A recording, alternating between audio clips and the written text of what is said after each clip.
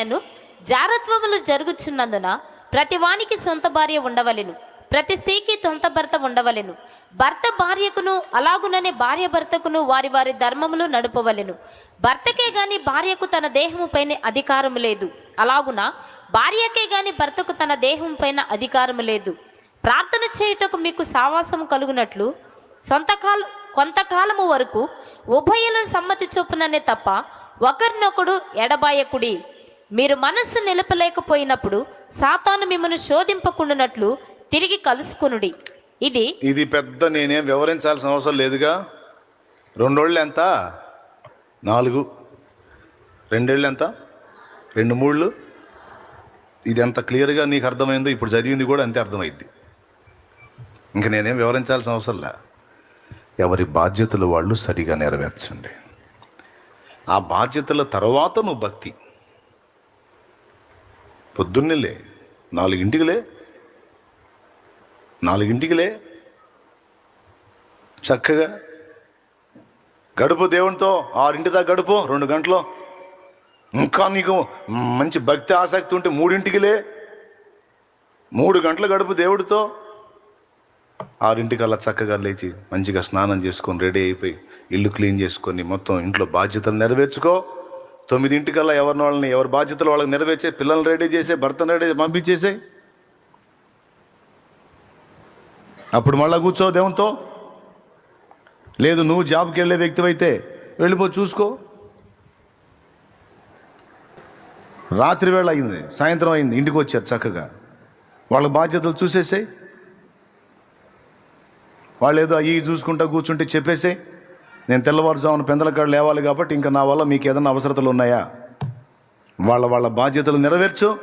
పో దేవునితో కాసేపు ప్రార్థన చేసుకో, పండుకో, పెందలాడి పండుకో.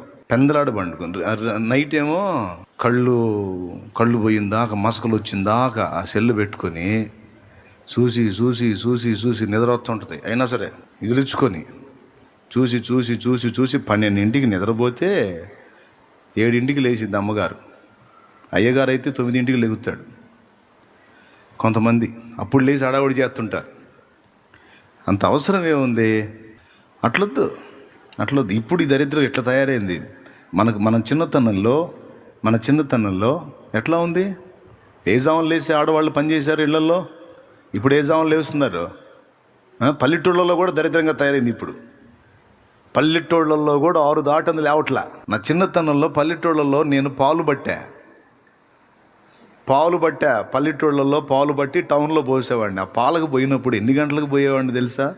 3ంటికి లేచేవాడిని. నైట్ ఎన్నింటికి పండుకునేవాడిని తెలుసా? 7:30 8 కల్లా మొత్తం పల్లెటూరు మాటు మణిగేది. ఇంకా బజార్లో మిట్టి తిరుగుద్దాం, నన్ను బలసేద్దామని ఎవడు ఉండడు, అందరు తలుపులు వేసుకుని నిద్రపోతుంటారు.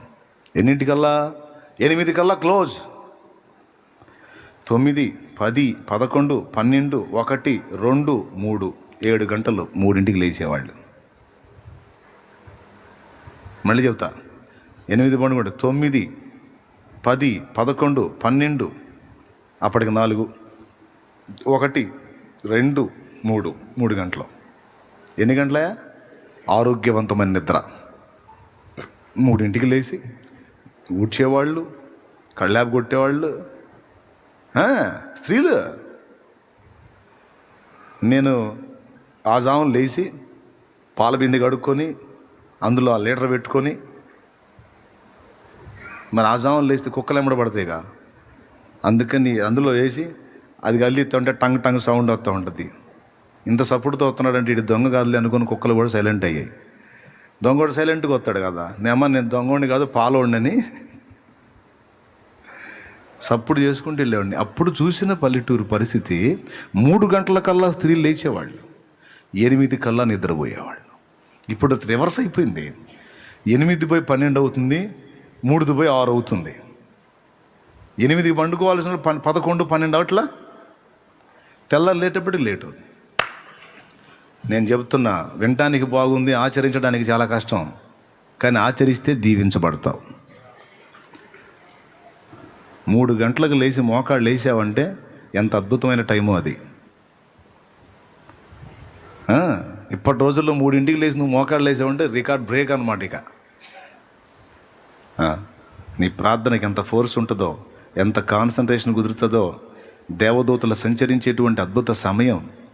నీ ప్రార్థనలన్నీ, నీ స్తుతులు, ప్రార్థనలు మొత్తం దేవుని సన్నిధికి చేరే టైం. అదేంది అప్పుడే చేరతాయా? విడిగా చేరవంటే చేరతాయి. ఒక పక్క కుక్కల గోల, ఒక పక్క కాకులు గోల, ఒక పక్క మనుషుల గోల, ఒక పక్క వాహనాల గోల, మధ్యలో నీ గోల. 2 మొక్కలు చెప్పి 2 మొక్కలు ఇటు ఆలోచించి 2 మొక్కలు అటు ఆలోచించి తెల్లవారుజామునైతే 3 గంటల వేళ అయితే కుక్కలు కూడా నిద్రపోతుంటాయి. 1 గంట 2 దాకా అరిసి అవి కూడా నిద్రపోతుంటాయి. అంతా నిశ్శబ్దం. ఆ నిశీది వేళ దేవుడిని అద్భుతంగా కలుసుకోవచ్చు. జాగ్రత్త, చేతులు నొప్పులు పడితే ఎక్కువ పట్టవాకు. ఎందుకు వచ్చింది కదా. దేవునికి స్తోత్రం కలుగునుగా.